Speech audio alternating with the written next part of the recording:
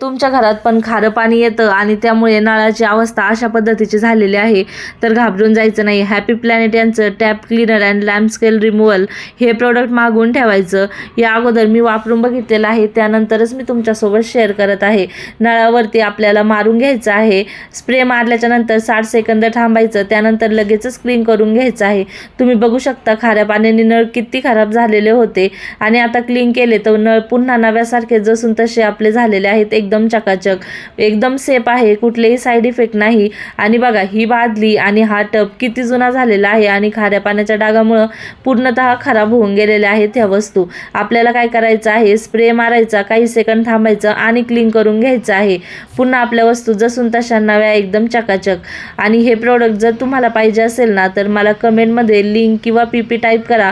तुम्हाला सुद्धा हे प्रोडक्ट मिळून जाईल. एकदा नक्की मागवा आणि वापरून बघा.